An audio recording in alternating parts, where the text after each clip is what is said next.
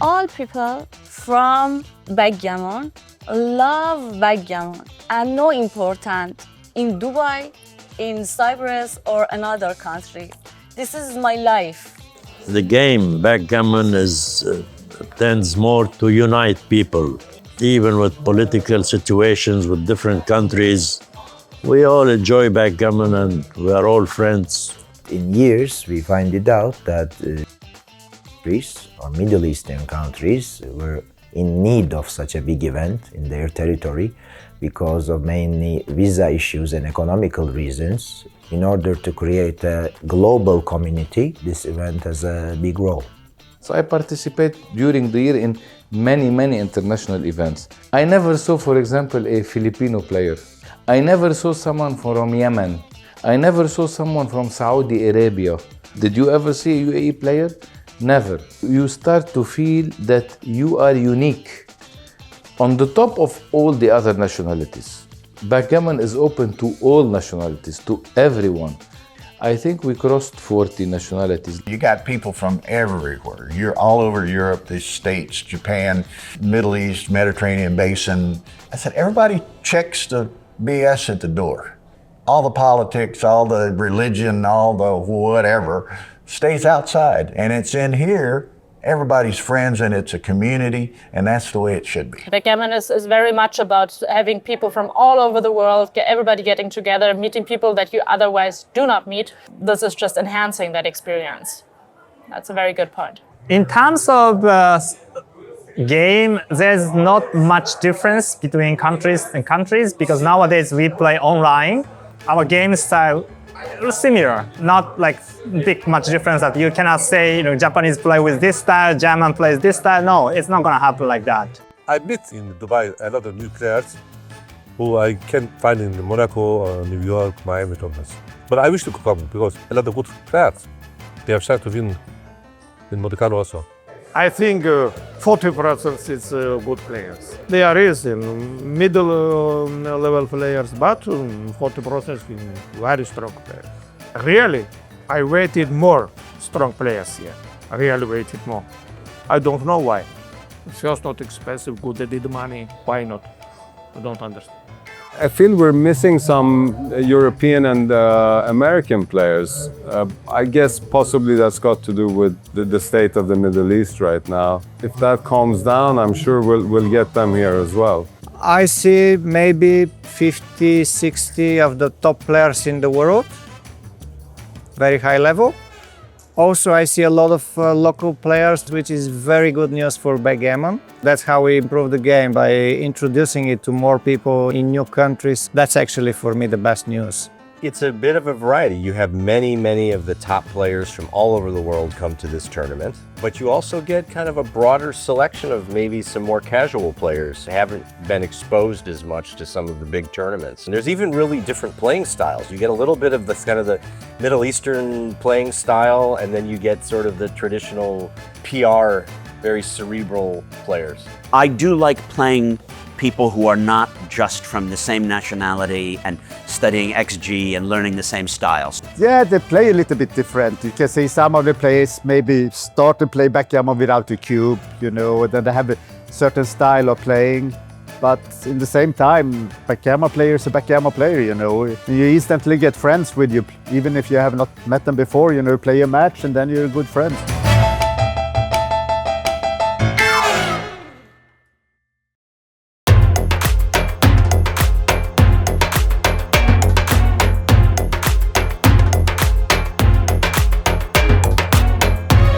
Middle Eastern community is not so integrated into the Western understanding of the game. On the other hand, because I'm a Middle Eastern myself, I feel close to them. I have a hot temperament also.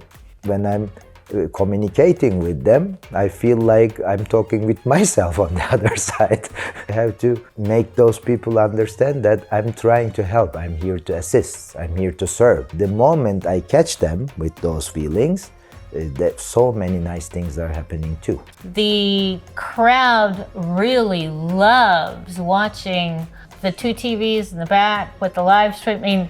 This is one of the absolute top crowds of any tournament. It's a blast. The best thing is being able to see them all in the background on the commentator cameras, because you get an idea of like how exciting it is to be there. There's a big group of Iranians. It's good that they can show up and mingle with the crowd. There are many strong players from Iran. We know this from the PR contests. They have a bunch of grandmasters, and some are way up. They're just part of the international scene, but here they can show up. This is a good thing. And I don't think it's quite so easy for them to travel to other places, which is a great shame, and I hope that changes in the future. This year, more Iranians came to this tournament. I think maybe 6 or 7 times more. We had almost 100 players from Iran to this tournament in both main, masters, and intermediates.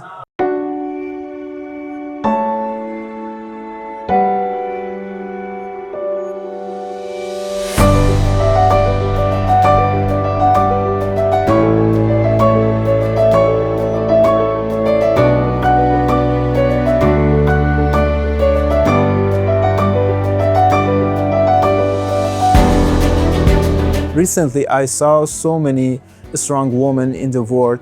They won some great tournaments in last year. They are rising. So you see Eli is training every week, daily, with XG. So you see the results right now. 12 plays, 12 wins, yes! There are lots of women here, and that's good for Backgammon society. I always want a woman or a young player to be the champion, you know? I like to be world champion in Mindskillz. You might think that because it's the Arab world, there would be less women because it's a traditional society. And in fact, the reverse is true. There are more women here playing than there would be in Monaco or London or New York, and even women of younger ages. We're seeing that this is a new Middle East. It's a Middle East where young people of different nationalities are engaging on a global level of play, and they're learning from each other. And women are also maybe more empowered in the extended Middle East than you might know if you didn't travel to this tournament. Maybe the cultural reasons women are not so into social environments in Middle Eastern countries, but here we don't see that. We have a reasonable amount of women players. In other tournaments also, 10 to 15% of the crowd would be women. I think here is more or less the same.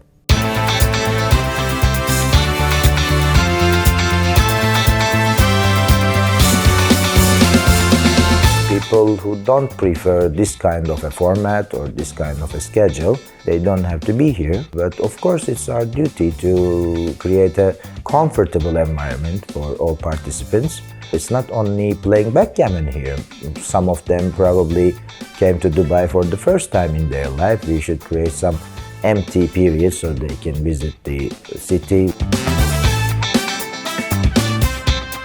This year is one day more than last year. Maybe they should start the super jackpots one day before, so there will be more time to play all of the tournaments. Could be more side games maybe, but that's also part of the culture. You cannot really play for money as much as you want.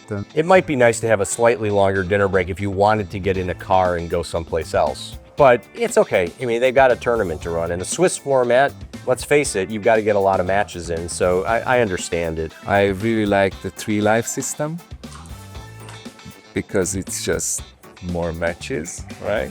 In the first tournament, it was 2 elimination. Now it's triple elimination.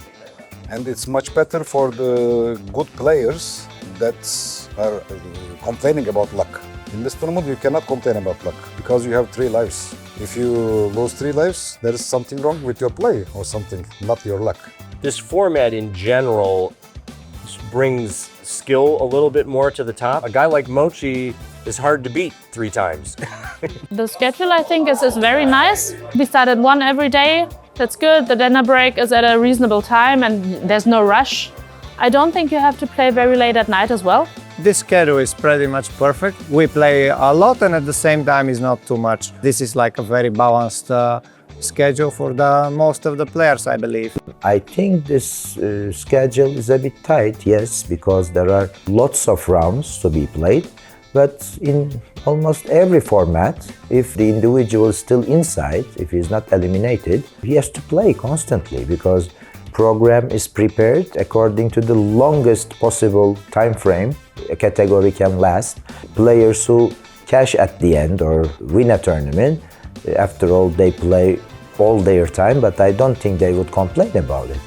With the prizes they win, they can have a holiday in Dubai for one more week. The schedule is very tight, so we have many plays before and after dinner. I'm sure the people who reach the final, they are really knocked out because it's tense. I'm very happy that I got to the final, but it was a crazy wild ride. You have to be like a robot to catch all of the games, but that's good. There is a tempo and I'm okay with it. It's hard in this type of format. I consider this 9-point games as gambling stuff. Comparing it to Monte Carlo, where you play to 17 points, you can have a lot of more chances to actually win. The most important thing for me is to decrease the time. It's too much time to the games because the number of players are increasing and the stuff is getting hardness to finish the tournament. Let's play all speed gammon. For example, 11-point match, 22 minutes. To my opinion, 11-point match has to be 11 minutes. What I dislike here is the Masters tournament because it is too short. I don't like playing to 9 points. I like playing like 13, 15, 17 because I have a lot more chances to win compared with a higher PR player. I like the schedule, yeah. Starting every day at 1 o'clock, it's perfect.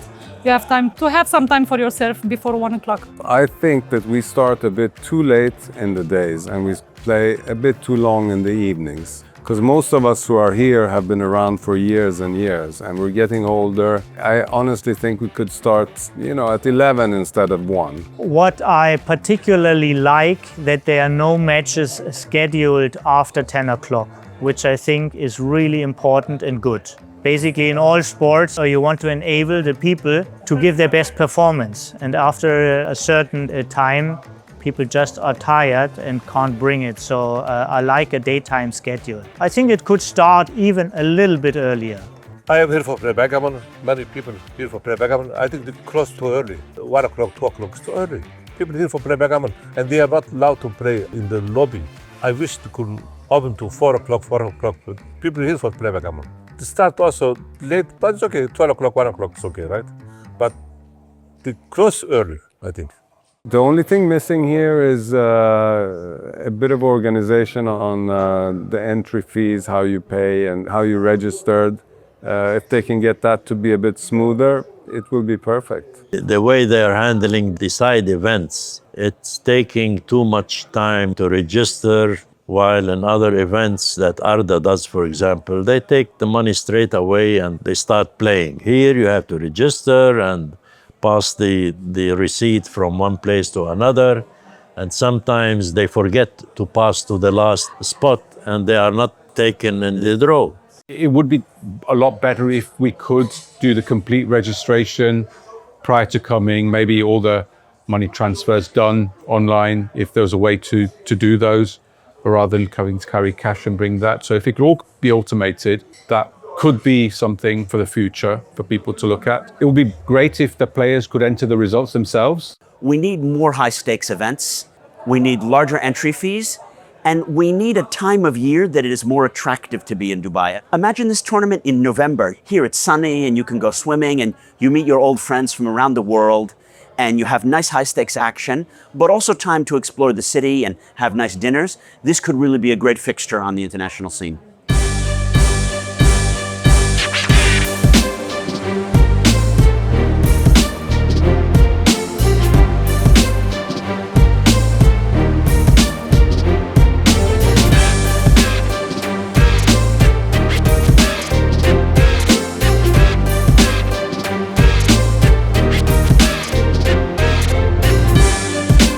I think in the beginning they had some problems also with the registration. It started late, but I think now they get into the groove, so to speak. They screwed up, schedule, first day and second day. Not their fault probably. This is only a beginning of the tournament history in Dubai. So give them a discount. Next year will be better. They're working really hard. I mean, it was maybe some small technical mishaps in the beginning, but I like the systems with 3 lives and the idea to have an app where you can see you. That's certainly the future in backgammon. You need to bring in more technology, I think.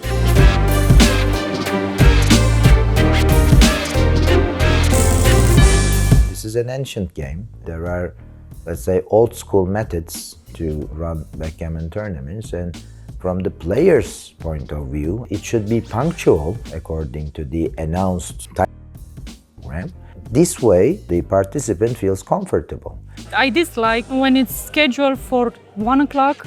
Keep that schedule, no? Like the first day when we start, it was like 2.5 hours or 3 hours delay. It's no problem, we understand.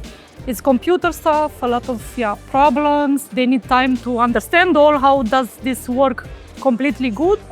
Just let us know and then we know. The schedule should be improved. I don't know why there was a big delay on the second day. Whether it was cause of the players or cause of the director, it shouldn't happen.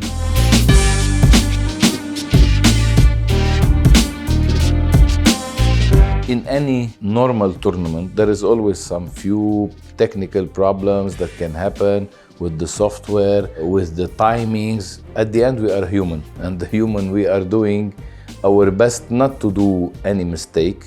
We didn't do any personal mistake. Mistakes were happening from the system. It was not up to the number and the diversification of the tournament. There are 2 very important things in backgammon event organization, in my understanding. That's fairness and transparency. Fairness, everybody would try their best to be as fair as possible. But when we implement softwares into the running of the event, we lose the transparency. We had a great technique last year. We have good technique this year, but last year the team was used to work with this technique. This year they are not. This is why some delay was coming up, but I'm sure this is run smoother and smoother year by year. This year, we tried to develop our own software with the ProBG from Romania. And hopefully, we are negotiating if we're going to go further with them together. Because systematic is very important for me than manual. And this is the contradiction between me and Arda. He likes everything to be, because 100% he will avoid any problem. And if there is a problem, it's in 3 seconds you can rectify it. If there is something on systematic, you need to back up, restore. It's completely another procedure. The extra technology into the game is only to make organizer's job easier. I don't see what it brings more to the player's side. It can be maybe seeing the results or reporting the results from a phone or laptop, or I don't know.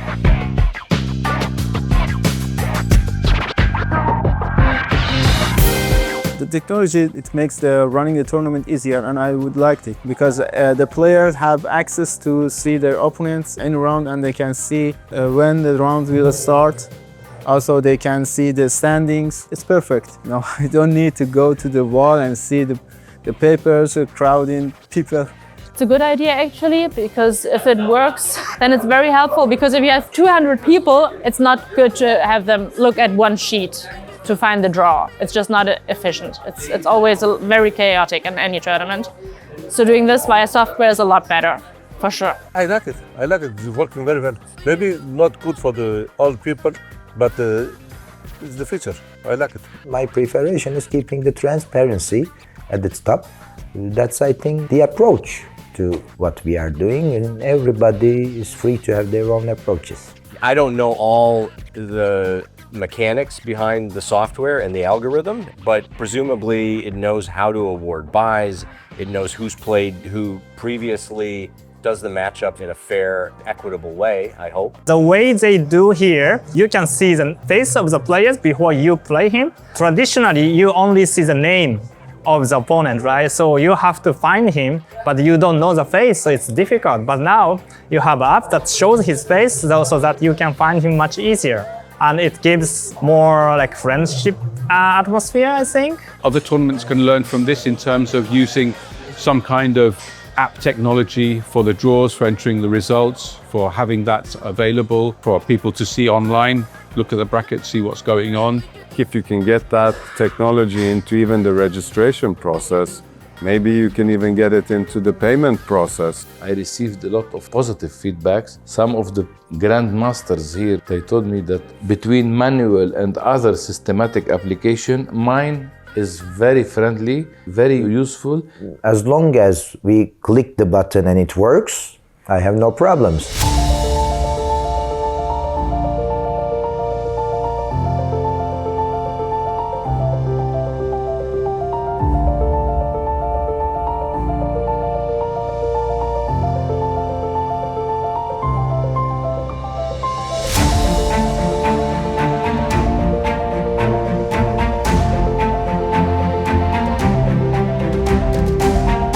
Tomorrow I will play another exhibition match against Mochi. Mochi just played me and everybody can consult us.